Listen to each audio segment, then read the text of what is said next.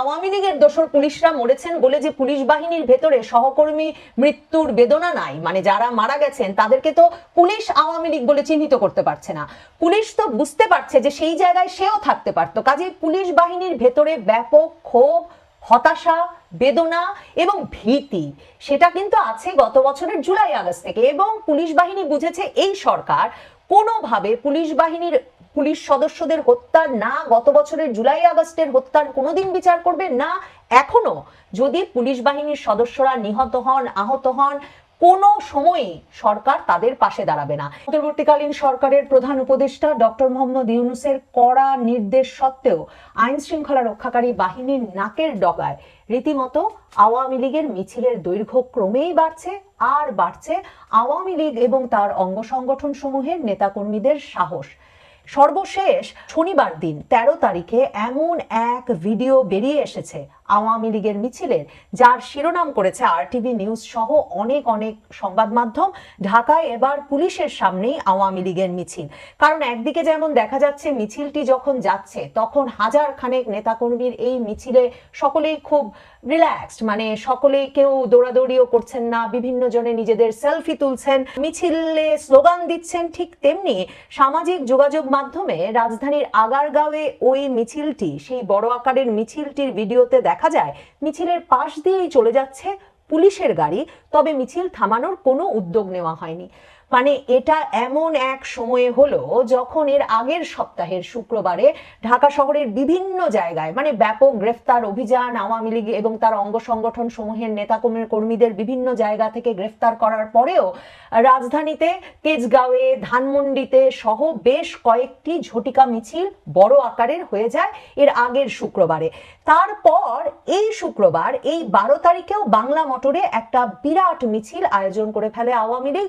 এবং সেই মিছিলটি প্রথমে, মানে কেন বলছি আওয়ামী লীগ নেতাকর্মীদের ক্রমাগত সাহস বাড়ছে, দেখেন এই 12 তারিখের মিছিলটি আওয়ামী লীগ শুরু করে, আওয়ামী লীগ এবং তার অঙ্গ সংগঠনগুলো শুরু করে, রীতিমতো তারা জড়ো হয় বাংলা মোটরে জাতীয় নাগরিক পার্টির অফিসের নিচে, মানে হচ্ছে গিয়ে রূপায়ণ টাওয়ারের নিচে তারা প্রথমে জড়ো হয়। এবং সেইখানে জড়ো হওয়ার পর তারা ইন্টারকন্টিনেন্টাল হোটেলের দিকে, মানে শাহবাগের দিকে মিছিল নিয়ে অগ্রসর হতে থাকে। তো এটা হচ্ছে শুক্রবার। এবং মিছিলে থাকা আওয়ামী লীগ স্বেচ্ছাসেবক লীগের এক কেন্দ্রীয় নেতা বলেন, এই অবৈধ সরকার কাউকে শান্তিতে থাকতে দিচ্ছে না, জননেত্রী শেখ হাসিনা সহ সারা দেশে আওয়ামী লীগের নেতাকর্মীদের মিথ্যা মামলা দিয়ে হয়রানি করছে, এর প্রতিবাদে আমরা মিছিল করেছি। তার মানে বুঝতে পারছেন জাতীয় নাগরিক পার্টির মানে অফিসের সামনে দুপুর 2টার পর, মানে দিনে দুপুরে জুম্মার নামাজের শেষে দিনে দুপুরে আওয়ামী লীগের নেতাকর্মীরা জড়ো হলো। এটাও হাজার খানেক লোকের মিছিল, সেটাও লিখছে আরটিভি সহ সংবাদ মাধ্যমগুলো। এই মিছিলটি জড়ো হওয়ার পর তারা শাহবাগের দিকে যখন যাচ্ছেন তখন আবার সংবাদ মাধ্যমের সাথে তার মানে তারা কথা বলছেন। এবং মিছিলে থাকা আওয়ামী স্বেচ্ছাসেবক লীগের এক কেন্দ্রীয় নেতা বলেন যে আমরা দুপুর 2টার পর থেকে বাংলা মোটর মোড়ে লোকজন নিয়ে জড়ো হতে থাকি, 2:30টার দিকে ইন্টারকন্টিনেন্টাল হোটেলের রাস্তা ধরে মিছিল নিয়ে যায়, আমাদের মিছিল দেখে আশপাশের লোকজনও মিছিলে যোগ দিয়েছে। এর আগে পুরাতন এলিফ্যান্ট রোডের বরাক টাওয়ারের এক কর্মচারী bdnews24.com কে বলেন, হঠাৎ দেখি হাজার খানেক লোক শেখ হাসিনা স্লোগান দিয়ে, জয় বাংলা স্লোগান দিয়ে বাংলা মোটর থেকে বরাক টাওয়ারের দিকে আসছে। মানে বুঝতে পারছেন যে বিভিন্ন জায়গা থেকে তারা জড়ো হচ্ছে আর বিভিন্ন দিকে তারা যাচ্ছে। মিছিলে শেখ হাসিনা আসবে, বাংলাদেশ আসবে, জয় বাংলা, জয় বঙ্গবন্ধু, হটাও ইউনূস, বাঁচাও দেশ, এসব স্লোগান দিচ্ছিল তারা। এই শুক্রবারের আগের শুক্রবারে কিন্তু এই ঘটনার পর শনিবার দিন ডক্টর মোহাম্মদ ইউনূস অন্তর্বর্তীকালীন সরকারের উপদেষ্টাদের একটা জরুরি বৈঠক ডাকলেন এবং আসিফ মাহমুদ সজীব ভুইয়া সহ তার প্রিয় কয়েকজন উপদেষ্টা নিয়ে বসলেন এবং আইন শৃঙ্খলা রক্ষাকারী বাহিনীর প্রধানদেরকে নিয়ে বসে কড়া নির্দেশ দিলেন যে কোনো উপায়ে ঝটিকা মিছিল বন্ধ করতে হবে এবং পুলিশকে নাকি জবাবদিহিতার আওতায় আনতে হবে, যাতে পুলিশ এই বিষয়ে কার্যকর ভূমিকা রাখে। এবং শুধু ঢাকায় নয়, কারণ মিছিল তো শুধু ঢাকায় হচ্ছে না, তো নারায়ণগঞ্জে বড় মিছিল হয়েছে, সিলেটে বড় মিছিল হয়েছে। তো এসব কারণে তিনি কিন্তু বলে দিয়েছেন একদম শীর্ষ পর্যায়ের কর্মকর্তাদের ডেকে যে ঝটিকা মিছিল যে কোনো ভাবে বন্ধ করতে হবে এবং কার্যকরী ব্যবস্থা নিতে হবে। আর স্বরাষ্ট্র উপদেষ্টা জাহাঙ্গীর আলম চৌধুরী কিন্তু সেই এপ্রিলেই বলেছিলেন যে কেউ যদি ঝটিকা মিছিল দেখলেও কার্যকরী ব্যবস্থা না নেয় পুলিশ, তাহলে নাকি তিনি সাথে সাথে কাল বিলম্ব না করে ব্যবস্থা নেবেন, আইনগত ব্যবস্থা নেবেন সেই সব পুলিশের উদ্দেশ্যে যারা ঝটিকা মিছিল সহ বেআইনি সমাবেশের বিরুদ্ধে কঠোর ব্যবস্থা নেবে না। তো এই যখন নির্দেশনা সে এপ্রিল মাস থেকে আছে, প্রায় এই ঝটিকা মিছিল হলেই সরকারের হৃদকম্প শুরু হয়, তখন সরকার আবার একটা আলাদা করে মিটিং ডাকেন, সেই মিটিং থেকে এই নির্দেশনা যায়, কিন্তু পুলিশ কোনো কিছু করছে না। দেখেন বাংলা মোটর কোন এলাকায় পড়ে, শুক্রবারের মিছিলটা যেখানে হলো বাংলা মোটর পড়ে হচ্ছে গিয়ে রমনা থানার অধীনে, এবং ডিএমপি ঢাকা মেট্রোপলিটন পুলিশের রমনা বিভাগের পুলিশ কমিশনার হচ্ছেন সেই মাসুদ আলম। মানে তিনি নাকি ছাত্রদল নেতা ছিলেন এবং তিনি তার কাজে কার্যকারিতায় মানে জার্সি পরে চলে আসছেন, কখনো আইন শৃঙ্খলা রক্ষায়, কখনো হাত ভাঙা তবু চলে আসছেন, এসব করে করে তিনি কিন্তু সবসময় সংবাদ মাধ্যমে একেবারে সক্রিয় থেকে সামনের সারিতে আছেন। সেই রমনা বিভাগের মাসুদ আলমের এলাকা কিন্তু হচ্ছে এই বাংলা মোটর, যেখানে কিনা আধা ঘন্টা ধরে হাজার খানেক নেতাকর্মী জাতীয় নাগরিক পার্টির অফিসের সামনে জড়ো হলো, তারপর আস্তে আস্তে ইন্টারকন্টিনেন্টালের দিকে গেল। কিন্তু উপপুলিশ কমিশনার মাসুদ আলম কি বলছেন ডিএমপির রমনা জোনের, তিনি বলছেন বাংলা মোটর থেকে আওয়ামী লীগের লোকজন মিছিল নিয়ে আসছিল, পুলিশ একটি বাইক সহ 6 জনকে আটক করেছে। আসলে পুলিশ ব্যবস্থা নেবে কেন? এই মাসুদ আলম যখন বুয়েটের মানে আগস্ট মাসের শেষে বুয়েটের শিক্ষার্থীরা যমুনা চলো আন্দোলন শুরু করলেন হঠাৎ, এবং তখন মাসুদ আলম যখন সেই ছাত্রদেরকে ঠেকাতে গেলেন এবং একজন ছাত্রের সঙ্গে মুখ চেপে ধরার তার এক ছবি নিয়ে মহাবিতর্কের সৃষ্টি হলো, এবং বুয়েটের ছাত্ররা রীতিমতো এই পুলিশকে ক্ষমা চাইতে হবে, স্বরাষ্ট্র উপদেষ্টাকে পদত্যাগ করতে হবে, এই দাবিতে শাহবাগ অবরোধ করে বসে থাকার পর কিন্তু Dhaka metropolitan police commissioner Sajjad আলীকে গিয়ে পুলিশের পক্ষে মাফ চেয়ে আসতে হয়েছিল। পুলিশের পক্ষে তখন এবং সরকারের পক্ষ থেকেও বিদ্যুৎ জ্বালানি খনিজ সম্পদ উপদেষ্টা ফাউজুল কবির খান গিয়ে পুলিশের যে ভূমিকা তা অনভিপ্রেত বলে এসেছিলেন, মানে তাকেও মাফ চেয়ে আসতে হয়েছিল। তখন এই ডিএমপি পুলিশ কমিশনার মানে রমনা জোনের ডিসি মাসুদ আলম কিন্তু সংবাদ মাধ্যমের সামনে বলেছিলেন যে যমুনা যাওয়া ঠেকাতে গিয়ে আমরা যা পদক্ষেপ নিয়েছি, যে বাধা দিয়েছি, তার জন্য আমাদের পদত্যাগ চাওয়া হচ্ছে। আমরা যদি এই বিশৃঙ্খলা সৃষ্টিকারীদের বিরুদ্ধে আইনগত ব্যবস্থা নিতাম তাহলে তার দেশেই থাকতে পারতাম না। পুলিশ প্রশাসনের ভেতরে গত বছরের জুলাই আগস্ট আন্দোলনে সহকর্মীদের মৃত্যু নিয়ে ব্যাপক ক্ষোভ তো আছেই, কারণ হয়তো আওয়ামী লীগের দোসর পুলিশরা মরেছেন বলে যে পুলিশ বাহিনীর ভেতরে সহকর্মী মৃত্যুর বেদনা নাই, মানে যারা মারা গেছেন তাদেরকে তো পুলিশ আওয়ামী লীগ বলে চিহ্নিত করতে পারছে না। পুলিশ তো বুঝতে পারছে যে সেই জায়গায় সেও থাকতে পারতো, কাজে পুলিশ বাহিনীর ভেতরে ব্যাপক ক্ষোভ, হতাশা, বেদনা এবং ভীতি সেটা কিন্তু আছে গত বছরের জুলাই আগস্ট থেকে। এবং পুলিশ বাহিনী বুঝেছে এই সরকার কোনোভাবে পুলিশ সদস্যদের হত্যার না গত বছরের জুলাই আগস্টের হত্যার কোনোদিন বিচার করবে না, এখনো যদি পুলিশ বাহিনীর সদস্যরা নিহত হন, আহত হন, কোনো সময়ই সরকার তাদের পাশে দাঁড়াবে না।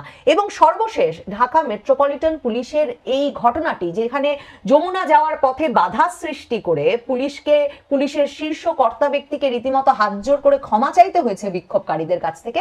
এরপরে পুলিশ আসলে এই সরকারের কথায় আওয়ামী লীগের মিছিল, যেই মিছিলে চারপাশ থেকে সাধারণ জনগণও এসে যোগ দিচ্ছেন, সেরকম একটা মিছিলে এবং যে মিছিলের দৈর্ঘ্য ক্রমাগত বাড়ছে, মানে এখন হাজার খানেকে পরিণত হয়েছে, গ্রেফতার করছে পুলিশ। এই শুক্রবারের মিছিল ঠেকাতেও পুলিশ কিন্তু গ্রেফতার করেছে, এই বাংলা মোটরের মিছিল থেকেও 6 জনকে গ্রেফতার করেছে। ভাবেন, হাজার খানেকের মিছিল গ্রেফতার করেছে 6 জনকে। এছাড়া এর আগে কিন্তু প্রস্তুতি ঝটিকা মিছিলের নানা জনে প্রস্তুতি নিচ্ছিল, এই অভিযোগে আবার 12 জনকে পুলিশ গ্রেফতার করেছিল বৃহস্পতিবার, মানে যে শুক্রবার মিছিল হবে এই ভয়ে। তো এবং সেই গ্রেফতারের যদি তালিকাটা দেখেন, আপনাদের আগেও আমি যেটা বলেছি, বুঝবেন যে সারা বাংলাদেশের যুবলীগ, ছাত্রলীগ, আওয়ামী লীগ, বিভিন্ন জেলার বিভিন্ন থানার তারা সকলে ঐক্যবদ্ধভাবে আসলে এই সিদ্ধান্ত নিয়ে ফেলেছে, তারা মিছিল করবে, তারা রাজপথ দখলে রাখবে এবং প্রয়োজনে গ্রেফতার হবে, গ্রেফতার হলে দলীয় পরিচয় নিয়ে গ্রেফতার হবে। এবং গ্রেফতার কারা হয়েছে? নাটোর জেলার বড় বড়াই গ্রামের যুবলীগের সদস্য আলামিন, চাঁদপুরের আওয়ামী লীগের স্বাস্থ্য জনসংখ্যা বিষয়ক সম্পাদক, এছাড়া গ্রেফতার হয়েছেন আরো কয়েকজন বিভিন্ন জেলা এবং থানার আওয়ামী লীগ সদস্য। এবং 12 জনই যে গ্রেফতার করেছে শুধু কিন্তু বাংলা মোটরে না, শুক্রবারে বাংলা মোটর ছাড়াও কিন্তু উত্তরা এবং মিরপুরেও বড় ধরনের মিছিল, সংবাদ মাধ্যমের ভাষা আমি আপনাদের পড়ে শোনাচ্ছি, বড় ধরনের মিছিল বের করেন আওয়ামী লীগ ও এর অঙ্গ সংগঠনের নেতা কর্মীরা। দেখেন, যেই মিছিলের ভিডিও এখন বিরাট আলোড়ন তুলেছে, শনিবারের সেই মিছিল, যেই মিছিল আগারগাঁয়ে হয়েছে পুলিশের গাড়ির সামনে দিয়ে, মানে সেই মিছিলটি কিন্তু আবার দেখেন শনিবার দিন সকাল 10টায়, কোনো ভোরের মিছিল নাই। মনে আছে গত বছর জানুয়ারি ফেব্রুয়ারিতে যখন ঝটিকা মিছিল শুরু করলো আওয়ামী লীগ ছাত্রলীগ, তখন ভোরবেলা রাতের বেলা হঠাৎ 10 জন, 20 জন, 50 জন মিছিলে নামে দৌড়ে চলে যায়, ব্যানার নাই, ফেস্টুন নাই, সবার মুখে মাস্ক। এই অবস্থা থেকে এখন তারা শনিবার সকাল 10টার সময় হেলতে দুলতে এসে আগারগাঁও বাংলাদেশ বেতারের সামনে জড়ো হয় আওয়ামী লীগ, স্বেচ্ছাসেবক লীগ, ছাত্রলীগ সহ বিভিন্ন সংগঠনের নেতাকর্মীরা। তো সংবাদ মাধ্যম এই পরিচয়গুলো জেনেছে মানে কিন্তু কথা বলতে পেরেছে মিছিলে অংশগ্রহণকারীদের সঙ্গে। সংবাদ মাধ্যম লিখছে, আরটিভি লিখছে, প্রায় 1000 সংখ্যক মানুষ এতে অংশ নেন। স্থানীয়দের ভাষ্য, ব্যানার, ফেস্টুন ও প্ল্যাকার্ড হাতে নিয়ে মিছিলকারীরা বিভিন্ন স্লোগান দিতে দিতে এগিয়ে যান। মিছিলটি বাংলাদেশ বেতারের সামনে থেকে শুরু হয়ে আগারগাঁও মোড়ে গিয়ে শেষ হয়। এ সময় শেখ হাসিনা, জয় বাংলা, জয় বঙ্গবন্ধু, শেখ হাসিনা আসবে, রাজপথ কাঁপবে ইত্যাদি বিভিন্ন স্লোগানে কম্পিত হয় পুরো এলাকা। তো এই ব্যাপারে জানতে চাইলে শেরেবাংলা নগর থানার ওসি মোহাম্মদ ইমাউল হক জানান, আওয়ামী লীগ ও বিভিন্ন অঙ্গ সংগঠন মিছিল করেছে, ঘটনাস্থল থেকে 2 জনকে আটক করা হয়েছে। মানে বুঝতেই পারছেন, 1000 খানেক জনের মিছিল, 2 জনকে আটক। এবং যে কথাটা আমি বলছিলাম যে আওয়ামী লীগ এবং তার অঙ্গ সংগঠনের নেতাকর্মীরা এখন এই বিষয়টিতে মানে গ্রেফতার হবেন, কিন্তু তারা রাজপথে থাকবেন এবং এমন একটা ঐক্য তারা অর্জন করেছেন যেই ঐক্যের ফলে 1000 খানেক লোক তারা জড়ো করে ফেলতে পারছেন এবং জনসমক্ষে রাজধানীতে দিনে দুপুরে এই মিছিলগুলো অনুষ্ঠিত হচ্ছে। ডক্টর মোহাম্মদ ইউনূস সরকারের জন্য বাংলাদেশের আইন শৃঙ্খলা পরিস্থিতি ফিরিয়ে আনার জন্য যে কাজটা সবচেয়ে জরুরি ছিল, পুলিশের ভেতর আস্থা ফিরিয়ে আনা, পুলিশ বাহিনীকে সক্রিয় করা, সে কাজটি যেহেতু 13 মাস পরেও ডক্টর মোহাম্মদ ইউনূস সরকার করতে পারেন নাই, পুলিশ বাহিনীর হত্যার কোনো বিচার ডক্টর মোহাম্মদ ইউনূস সরকার দেন নাই, সন্দেহ হয় সম্ভবত এটা ভবিষ্যৎবাণী করা যায় ডক্টর মোহাম্মদ ইউনূস তার কথায় বা তার কর্তা ব্যক্তিদের কথায় পুলিশ বাহিনীকে দিয়ে আওয়ামী লীগের ঝটিকা মিছিল ঠেকাতে পারবেন না। পুলিশ সেজন্যই হয়তো আওয়ামী লীগের মিছিল ঠেকাচ্ছে না, পুলিশের গাড়ি পাশ দিয়ে চলে যাচ্ছে, মিছিল দীর্ঘ থেকে দীর্ঘতর হচ্ছে, আর দীর্ঘ মিছিল থেকে পুলিশ 6 জন 7 জনকে গ্রেফতার করে আনছে। দর্শক, সম্পূর্ণ ভিডিওটি দেখলেন, আশা করি বিষয়টি বুঝতে পেরেছেন। এ নিয়ে আপনার গুরুত্বপূর্ণ মন্তব্যটি অবশ্যই কমেন্ট বক্সে জানিয়ে দিবেন। ধন্যবাদ।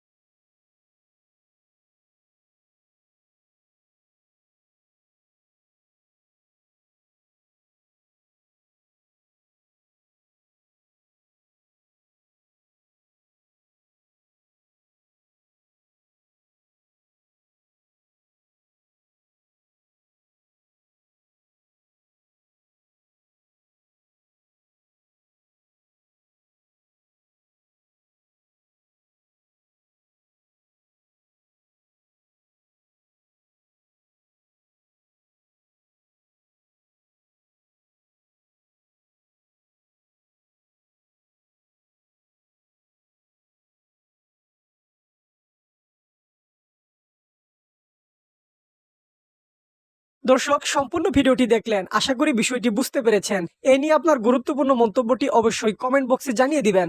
ধন্যবাদ।